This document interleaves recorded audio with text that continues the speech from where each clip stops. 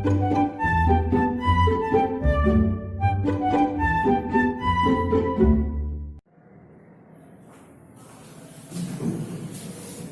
Friends, good morning વિદ્યાર્થી મિત્રો.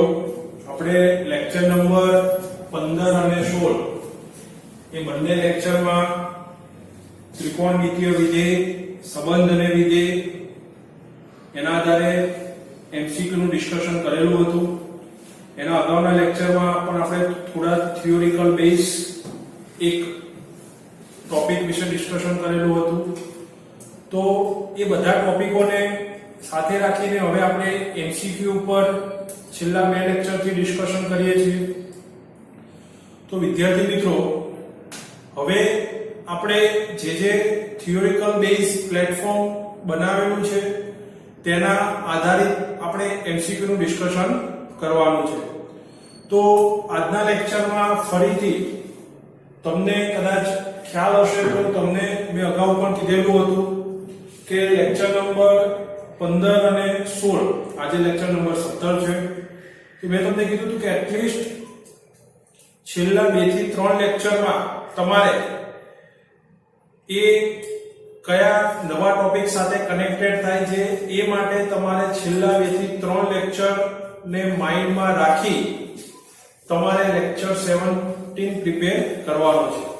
That means તમે ધારો કે લેક્ચર નંબર 17 પ્રિપેર કરવા માંગો છો, અથવા તો અહીંયા રેકોર્ડિંગ લેક્ચર તમને જે ડિલિવર કરવામાં આવે છે એનો તમે અભ્યાસ કરવા માંગો છો, તો તમારે પાછળના 2 થી 3 લેક્ચરને માઇન્ડમાં રાખ્યા પછી એનો અભ્યાસ કરશો તો તમને એ ટોપિક સમજવામાં ઘણી બધી સરળતા રહેશે.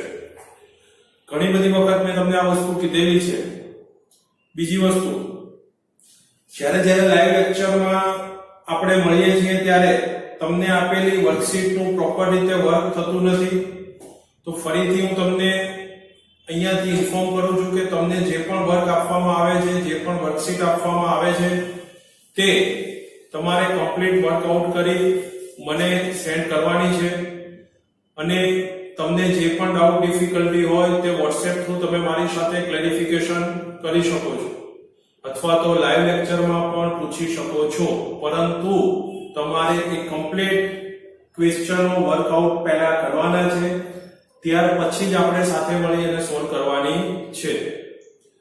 આ બધી બાબતોને ધ્યાનમાં રાખવાની છે. હજી તમારે આમાં વધારે એક્ટિવ થવાની જરૂર છે. લાઈવ લેક્ચરમાં ઘણા બધા મિત્રો ઇન્વોલ્વ હોવા છતાં પણ સાયલેન્ટ મોડમાં હોય છે. તો ડિયર ફ્રેન્ડ્સ, તમે લાઈવ લેક્ચરમાં વધારે એક્ટિવ રહો. લાઈવ લેક્ચરમાં જે સમય મર્યાદા છે, સમય મર્યાદામાં મેક્સિમમ ડિફિકલ્ટી સોલ્વ થાય તેવો આપણે આગ્રહ રાખીશું. ઓકે? તો વિદ્યાર્થી મિત્રો, આજના લેક્ચરમાં લેક્ચર નંબર 17માં હું તમને ફરીથી વિધેયના જે પાઠ છે એમાં એમસીક્યુ પર આપણે ડિસ્કશન કરીએ. તો આજનો ફર્સ્ટ ક્વેશ્ચન છે કે જો gx બરાબર 1 + √x અને f of gx is equal to 3 + 2 √x + x હોય તો f of x શોધો. એટલે ક્વેશ્ચન કહેવાનો મીનિંગ શું છે ક્વેશ્ચનનો? કે એક gx નું વિધેય આપ્યું છે, એક f of gx નું વિધેય આપ્યું છે, એક સાદું વિધેય છે, એક સંયોજિત વિધેય છે. તો એક સાદું વિધેય અને એક સંયોજિત વિધેય એ બંનેના પાર્ટ પરથી તમારે નવું એક વિધેય શોધવાનું છે જેને fx કીધેલું છે. એટલે કે તમને gx આપેલું છે અને f of gx આપ્યું છે, તો તમારે fx શોધવાનું છે.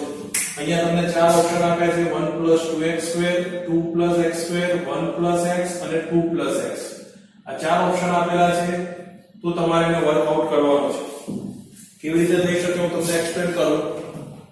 સપોઝ તમને gx આપ્યું છે 1 + √x. તો મેં પહેલું સ્ટેપ શું કર્યું છે કે ધારો કે gx બરાબર √x + 1 અથવા 1 + √x એના બરાબર મેં y સપોઝ કર્યો છે. હા કે ના? જો સમજો, મેથડ સમજો.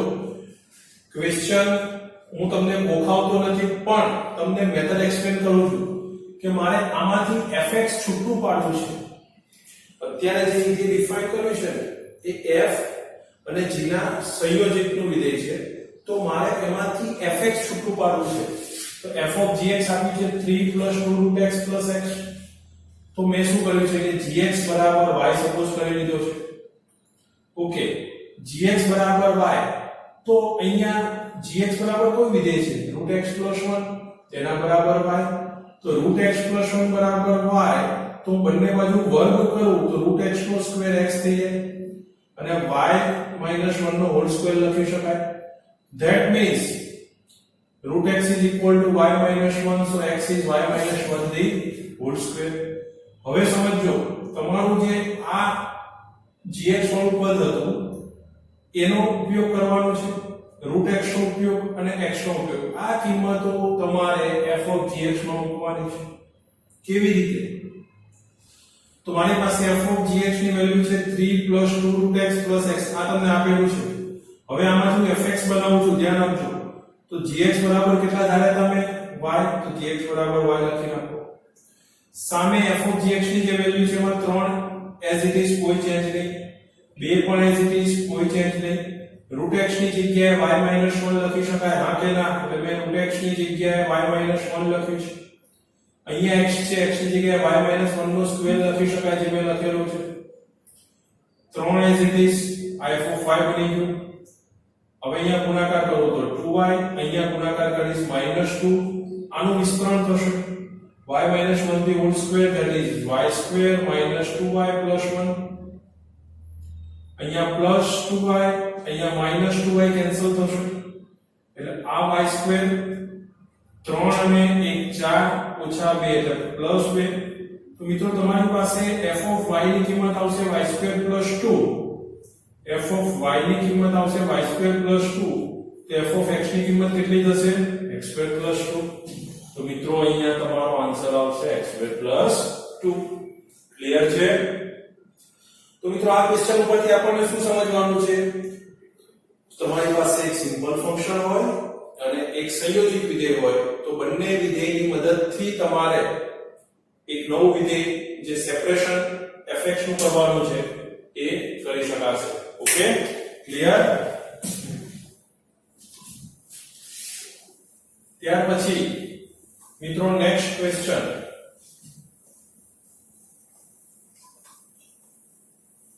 અહીંયા તમને આપ્યું છે fx 1 + x - પૂર્ણાંક ભાગ x. fx બરાબર 1 + x - પૂર્ણાંક ભાગ x અને gx જે તમારું ચિહ્ન વિધેય છે. કયું વિધેય છે? ચિહ્ન વિધેય જે આપણે ભણ્યા હતા થિયરીમાં. મિત્રો યાદ રાખજો, gx એ ચિહ્ન વિધેય છે, fx એ 1 + x - પૂર્ણાંક ભાગ x નો વિધેય છે. તો પ્રત્યેક x માટે f of gx ની વેલ્યુ કેટલી થાય? Question is this. જો fx અને gx આપ્યું હોય, જ્યાં gx એ ચિહ્ન વિધેય છે, fx એ 1 + x - પૂર્ણાંક ભાગ x છે, તો પ્રત્યેક x માટે f of gx ની વેલ્યુ કેટલી થશે? ઓકે, તો મારે સૌથી પહેલા શોધવાનું છે મિત્રો, ધ્યાન આપજો, f of gx શોધવાનું છે. તો હું શું કરીશ? f of પહેલા gx. તો gx કેવી રીતે વ્યાખ્યાયિત છે? તો gx એ મારી પાસે 3 સ્ટેપમાં વ્યાખ્યાયિત છે, +1 0 અને -1. +1 ક્યારે છે? જ્યારે x ની વેલ્યુ 0 કરતા મોટી હોય, x ની વેલ્યુ 0 હોય તો 0 અને x ની વેલ્યુ 0 કરતા નાની હોય તો -1. તો મારે f of gx વ્યાખ્યાયિત કરવું છે તો મારે પહેલા gx ની કિંમત લખવી પડશે. તો gx બરાબર +1 લખી શકું ક્યારે? gx બરાબર +1 જ્યારે x તમારા પોઝિટિવ હોય. હું gx બરાબર 0 લખી શકું ક્યારે? જ્યારે x તમારા પોતે 0 હોય. હું gx બરાબર -1 લખી શકું ક્યારે? જ્યારે x તમારા <0 હોય. હા કે ના? યસ. હવે મિત્રો તમારું આ જે 3 વેલ્યુ આવી, આ 3 વેલ્યુ પરથી તમારે fx ની ડેફિનેશન નો ઉપયોગ કરવાનો. તો મિત્રો હવે તમે સમજો કે f of 1 એટલે અહીંયા x જ્યાં x છે ત્યાં fx માં જ્યાં x છે ત્યાં 1 લખીશ. તો શું લખાય? 1 + 1 - પૂર્ણાંક ભાગ 1 જે મેં અહીંયા લખેલું છે. f of 0 1 + 0 - પૂર્ણાંક ભાગ 0. f of -1 1 + -1 - પૂર્ણાંક ભાગ -1. મિત્રો અહીંયા 1 પ્લસ 1 1 નો પૂર્ણાંક ભાગ 1 આ તો 0 જ છે, -1 અને -1 નો પૂર્ણાંક ભાગ -1 આ પોઝિટિવ, આ ઇક્વલ ટુ 0, આ લેસ ધેન 0, અહીંયા કેન્સલ, આ તો 0 કેન્સલ, +1 -1 કેન્સલ. ત્રણેયમાં તમને સિંગલ વેલ્યુ મળે છે જ્યારે પોઝિટિવ હોય, 0 હોય અથવા તો નેગેટિવ હોય.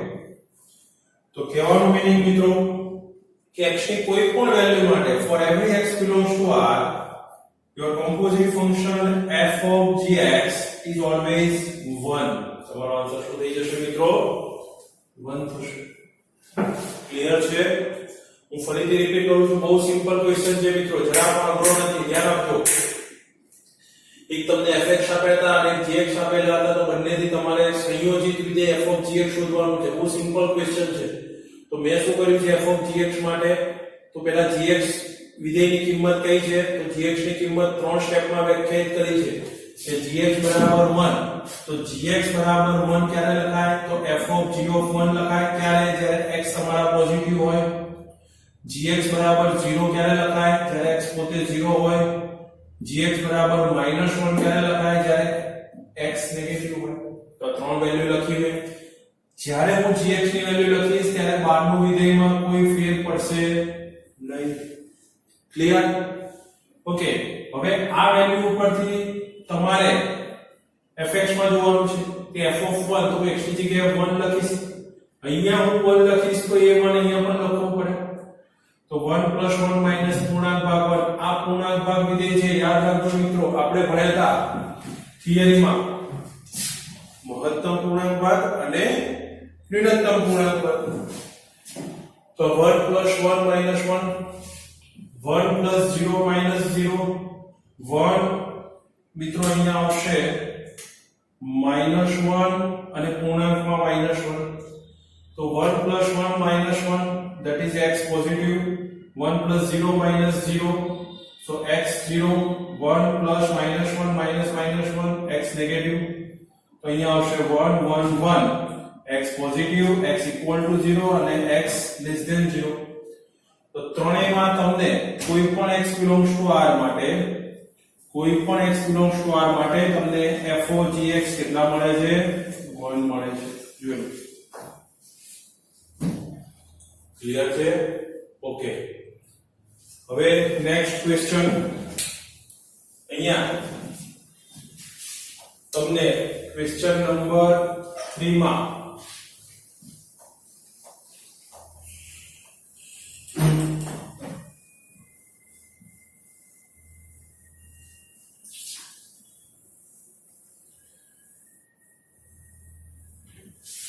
સમજો કે fx ચિહ્ન વિધેય તરીકે આપેલા છે. રિવર્સ પાર્ટ આપેલો મિત્રો. fx ચિહ્ન વિધેય તરીકે આપ્યા છે અને gx માં 1 + x માઈનસ પૂર્ણાંક ભાગ x આપ્યું છે. સેમ વસ્તુ શોધવાની છે.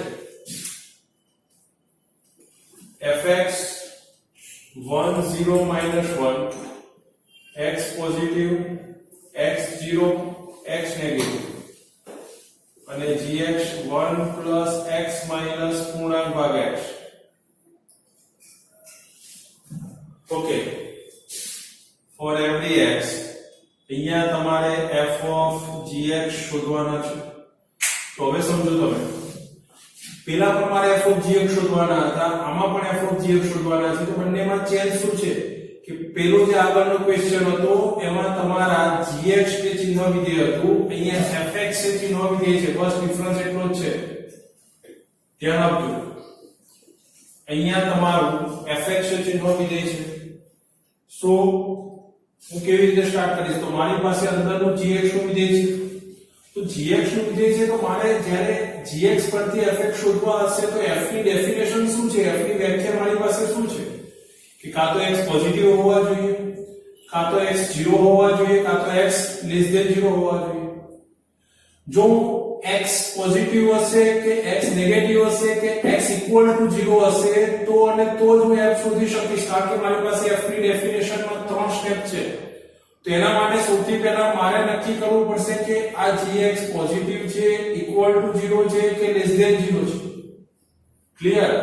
તો તો મારે આ નક્કી કરવું પડશે એ મારું ફર્સ્ટ સ્ટેપ થશે સમજો બરોબર તો કેવી રીતે નક્કી થશે તો gx બરાબર આપી છે 1 x પૂર્ણાંક ભાગ x હવે તમે સમજો મેં તમને આગળ શીખવ્યું હતું આપણે જાણીએ છીએ કે x પૂર્ણાંક ભાગ x હંમેશા સમૂહ અંતરાલ 0 થી 1 ની વચ્ચે આવે કોઈ પણ x belongs to r માટે બહુ ક્લિયર છે કે x પૂર્ણાંક ભાગ x હંમેશા 0 થી 1 ની વચ્ચે જ આવે સપોઝ તમે x બરાબર 2.5 લઈ લો તો 2.5 2.5 નો પૂર્ણાંક ભાગ 2.5 2 the answer is 0.5 મેં તમને આખું સમજાવ્યું છે અગાઉના લેક્ચરમાં એ પણ 0 થી 1 ની વચ્ચે આવશે સપોઝ તમે 13.27 લો -13.27 so 13.27 minus 13 again it is 0.27 which is also belongs to 0 to 1 તો એનો મતલબ વિદ્યાર્થી મિત્રો કે x પૂર્ણાંક ભાગ x એ કોઈ પણ x belongs to r માટે સમૂહ અંતરાલ 0 થી 1 ની વચ્ચે જ આવે તમે એમ કહેશો સર પૂર્ણાંક છે ત્યાં પૂર્ણાંક લો સપોઝ 5 નો પૂર્ણાંક ભાગ આન્સર 0 થઈ જશે તો એનું મીનિંગ શું થશે કે જ્યારે x પૂર્ણાંક ભાગ x એ 0 થી 1 ની વચ્ચે જ છે તો મારી પાસે gx માં કયું વિધેય છે તો gx માં જો સમજો આ 1 આ 0 આ તમારું x પૂર્ણાંક ભાગ x એ આની વચ્ચે છે ઓકે હવે મારી પાસે gx માં કેવું વિધેય છે તો કે 1 x પૂર્ણાંક ભાગ x તો અહીંયા મારે 1 ઉમેરવો હોય તો અહીંયા પણ 1 ઉમેરવો પડે અહીંયા પણ 1 ઉમેરવો પડે એનો મતલબ કે આ તમારું gx એ કોની વચ્ચે આવશે તો તમે કહેશો 1 થી 2 ની વચ્ચે તો જ્યારે હું gx બરાબર 1 x પૂર્ણાંક ભાગ x લખીશ તો કોની વચ્ચે આવશે સમૂહ અંતરાલ 1 થી 2 ની વચ્ચે આવી જાય ક્લિયર કોની વચ્ચે આવશે 1 થી 2 ની વચ્ચે તો જ્યારે તમારા આમાં વર્ગ બે છે તે એક સ્ટેપ રાઈટ સાઈડ પર જઈશ તો અહીંયા 1 આવશે સપોઝ અહીંયા 2 આવશે તો 1 થી 2 ની વચ્ચે આવશે તો તમારા gx કેવા થઈ જશે પોઝિટિવ થશે વિચારો 1 થી 2 ની કોઈ પણ કિંમત માટે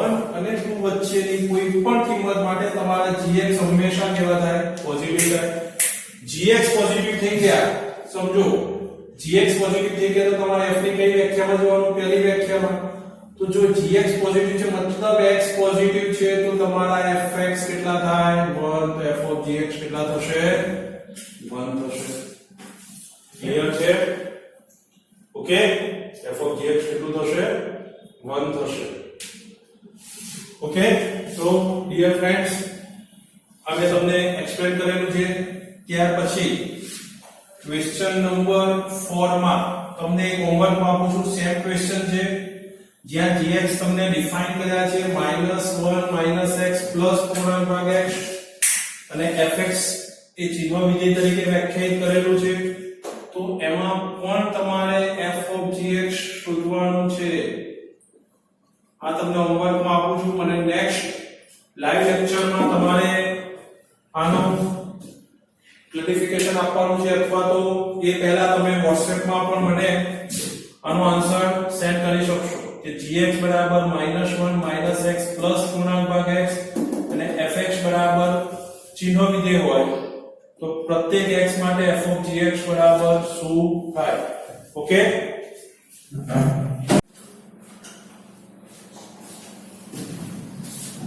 dear friends our next question is તો નેક્સ્ટ પ્રશ્ન આપણે અગાઉ જે ડિસ્કશન કર્યું એને આધારિત જ ક્વેશ્ચન છે પણ થોડો ડિફરન્ટ છે બરાબર સમજો gx તમને આપેલા છે x2 x 2 અને હાફ ઓફ gx ડિફાઇન કરેલા છે 2x2 5x 2 જે આપણે ફર્સ્ટ ક્વેશ્ચન કર્યો ને સંયોજિત વિધેય અને એક સાદું વિધેય પરથી નવું સાદું વિધેય ડિફાઇન કર્યું તે જ રીતે અહીંયા સંયોજિત વિધેય અને એક સિમ્પલ ફંક્શન એના મદદથી એક નવું વિધેય વ્યાખ્યાયિત કરવાનું છે fx તો કેવી રીતે થઈ શકે સમજો gx આપેલા છે half of f g of x આપેલા છે તેના પરથી તમારે fx શોધવાનું છે તમને ચાર ઓપ્શન આપ્યા છે 2x 3 2x 3 2x square plus 3x plus 1, 2x square minus 3x minus 1.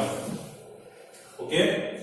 So મિત્રો 1/2 GOF at point x is 2x square minus 5x plus 2. હું અહીંથી સ્ટાર્ટ કરું છું, સમજજો કે 1/2 GOF at point x is 2x square minus 5x plus 2. તો આ જે 1/2 છે એમાંથી હું 2 ને રાઈટ હેન્ડ સાઈડ પર લઈ જાઉં તો આ બહુપદીને 2 વડે ગુણી શકાય? યસ યા નો? યસ. તો GOF at x શું બનશે?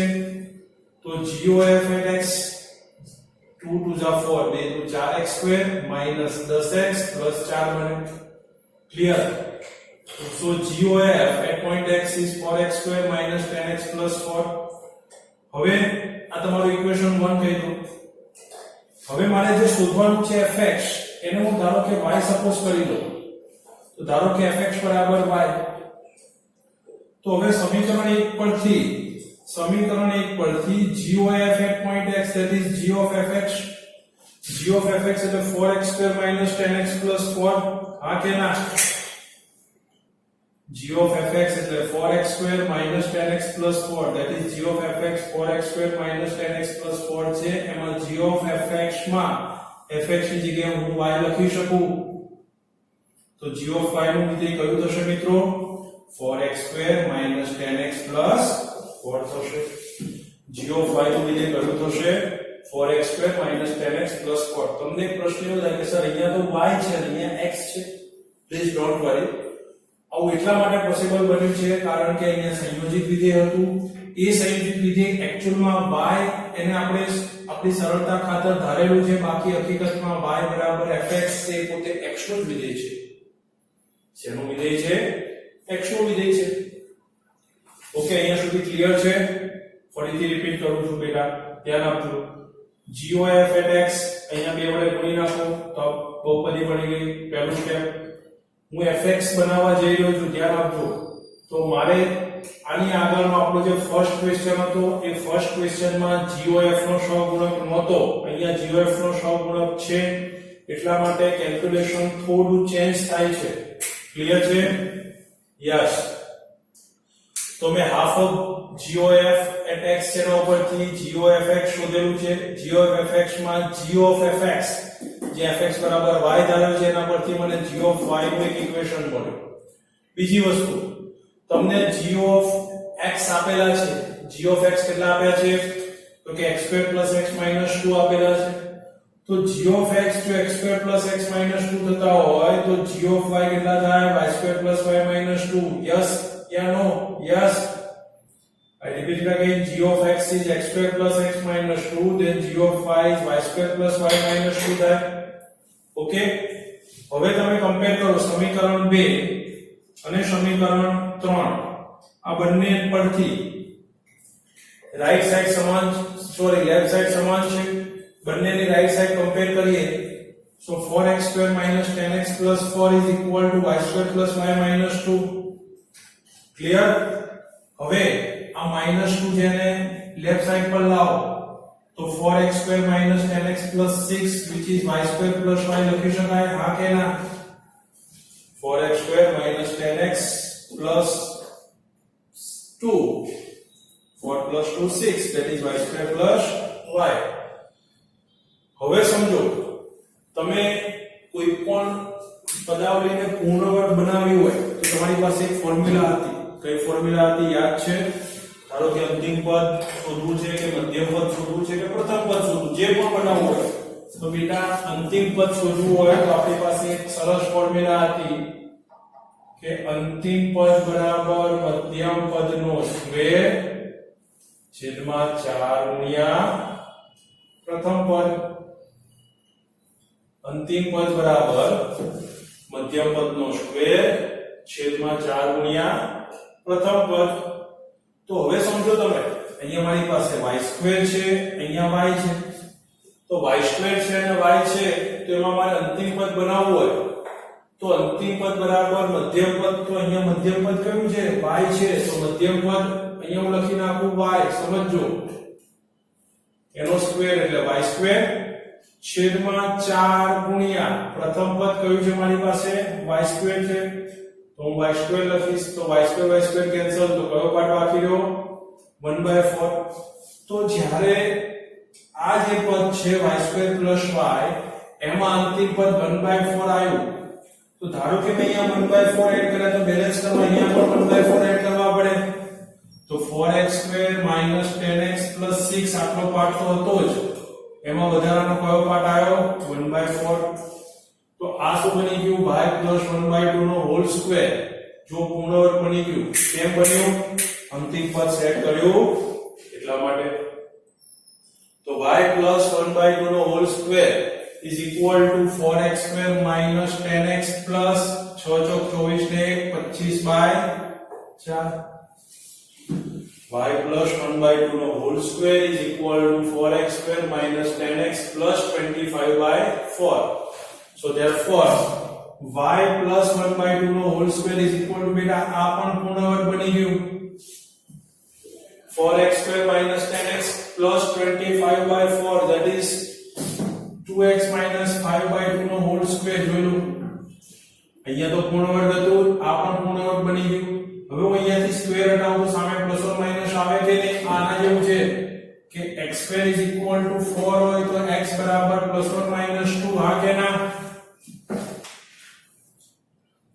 x² બરાબર 4 તો x બરાબર +or -2 તો સપોઝ આ x છે અને આ 4 છે તો x² બરાબર 4 તો x બરાબર +or -2 તો y + 1/2 is equal to +or -2x - 5/2 અહીંયા બે કિંમત આવશે એક વખત y + 1/2 ને હું પ્લસ સાથે કમ્પેર કરીશ એક વખત માઈનસ સાથે કમ્પેર કરીશ જ્યારે પ્લસ સાથે કમ્પેર કરીશ ત્યારે આ +1/2 ની સાઈડ ચેન્જ થશે તો સામે જશે તો -1/2 થશે જોઈ લો અહીંયા આના પરથી આ સ્ટેપ આવશે અને જ્યારે હું આને માઈનસ સાથે કમ્પેર કરીશ ત્યારે આ ઇક્વેશન આવશે કે y = -2x + 5/2 - 1/2 હા કે ના ક્લિયર છે ઓકે હવે તમે કરો કે y બરાબર 2x - 6/2 that is 3 અને y બરાબર -2x + 2 क्यों કારણ કે 5 - 1 4 ભાગ્યા 2 પ્લસ 2 અહીંયા તમને y ની કેટલી વેલ્યુ મળે છે 2 પણ y બરાબર તમે શું ધાર્યું હતું fx તો તમને fx ની કેટલી વેલ્યુ મળી 2x - 3 અથવા 2 - 2x પણ આપણે ઓપ્શનમાં એક જ વેલ્યુ છે 2x - 3 તો આપણો રાઈટ આન્સર શું થશે 2x - 3 જોઈ લો બેટા ક્લિયર છે સારો ક્વેશ્ચન છે મેં તમને એક એક સ્ટેપ બહુ સરળતાથી સમજાવેલું છે તમે જ્યારે પણ આ લેક્ચરને પ્રિપેર કરવા બેસો ત્યારે આ ક્વેશ્ચન ઉપર થોડું વધારે કોન્સન્ટ્રેટ કરજો એક થી બે વખત લખી એની પ્રેક્ટિસ કરજો જેથી સરળતાથી તમને બધા સ્ટેપ ક્લિયર થઈ જશે તમને કોઈ એમાં પ્રોબ્લેમ થશે નહીં ઓકે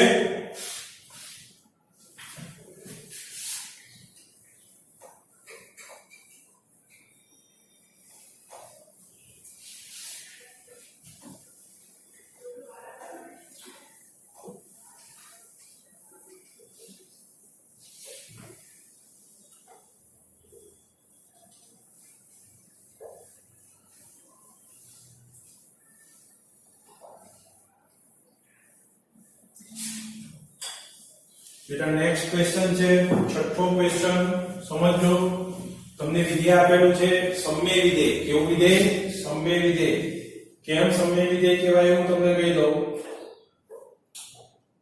કારણ કે તમારું વિધેય એ px/qx ના સ્વરૂપમાં છે તો આવા વિધેયને કહીશું સમય વિધેય તો અહીંયા તમને fx આપેલું છે x² - x + 1 છેદમાં x² + x + 1 આ વિધેયનો વિસ્તાર શોધવાનો છે વિધેયનો વિસ્તાર શોધવાનો છે તો હવે તમે સમજો આ વિધેયનો વિસ્તાર શોધવો છે સમય વિધેય છે તો મેં સૌથી પહેલા શું કરેલું છે તો કે fx = y ધારી લીધા તો y x² - x + 1 છેદમાં x² + x + 1 કેમ y કરે છે? તો મિત્રો આપણી પાસે વિધેયનો વિસ્તાર શોધવા માટે સરળ રીત કઈ છે? તો સમય વિધેયને તમારે બહુપદીય વિધેયમાં ચેન્જ કરવું પડશે. તો અહીંયા તમારું એક દ્વિઘાત સમીકરણ બનશે. કયું બનશે? દ્વિઘાત બનશે, કારણ કે ઉપર નીચે ઘાત કેટલી છે? બહુપદીની 2 ઘાત છે. ક્રોસ ગુણાકાર કરશો મિત્રો તો આવું લખી શકાય yx² + yx plus y which is x² minus x plus 1. આ y આ ત્રણેય પદ સાથે ગુણાકારમાં આવશે. yx² આને ડાબી બાજુથી બાદ કરો તો -x² plus yx આને ડાબી બાજુ લાવો તો +x, y આને ડાબી બાજુ લાવો તો -1. હા કે ના? યસ.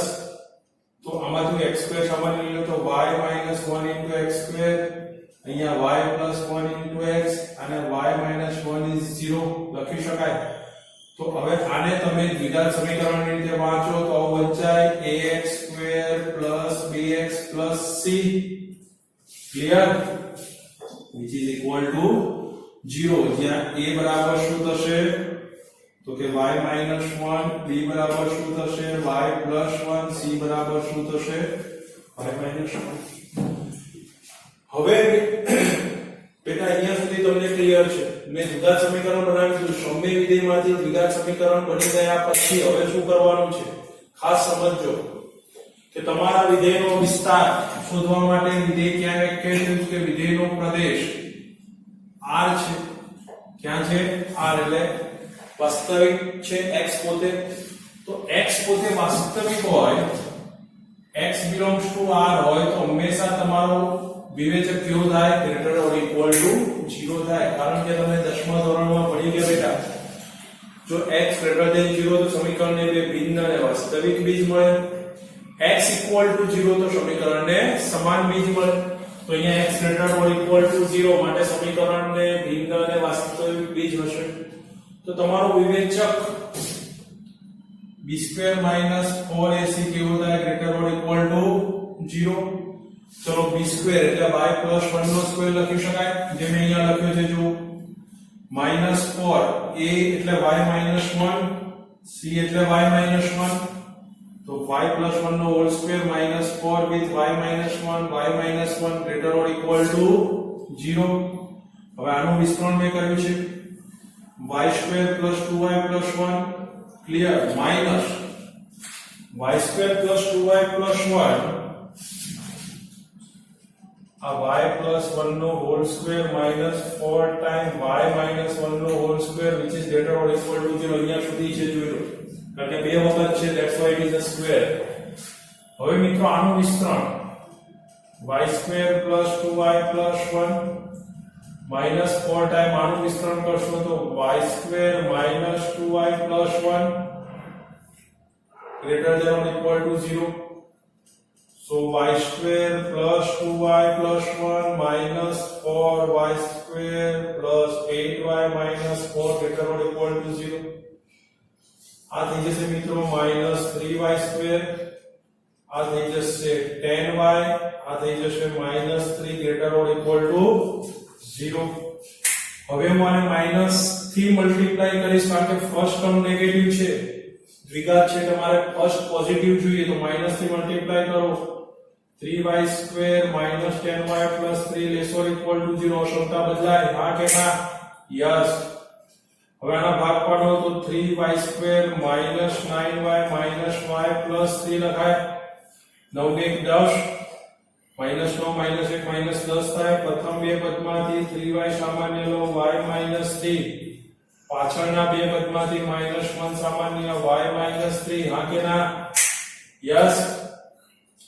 તો બે અવયવ મળશે બેટા, y - 3, 3y - 1, બંને 0 કે 0 કરતા નાના.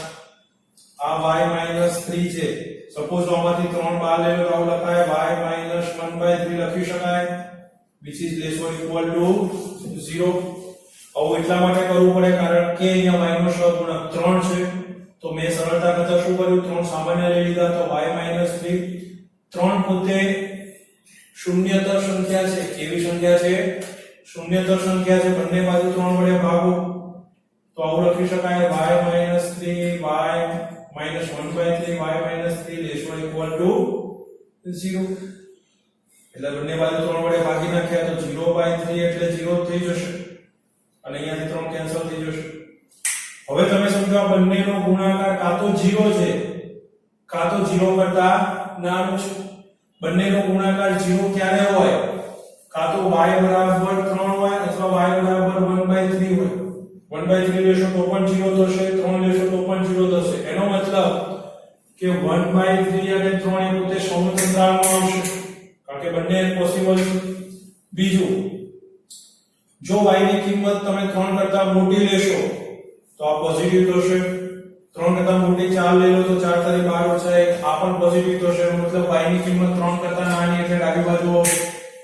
અને સપોઝ તમે 1/3 કરતા નાની લેશો તો આ નેગેટિવ ના નેગેટિવ થશે તો પોઝિટિવ થઈ જશે. એટલે 1/3 કરતા મોટી અને 3 કરતા નાની એનો મતલબ કે તમારા y 1/3 અને 3 ની વચ્ચે આવશે એટલે કે range of f belongs to close interval 1/3 to 1. તમારો ઓપ્શન આવશે C.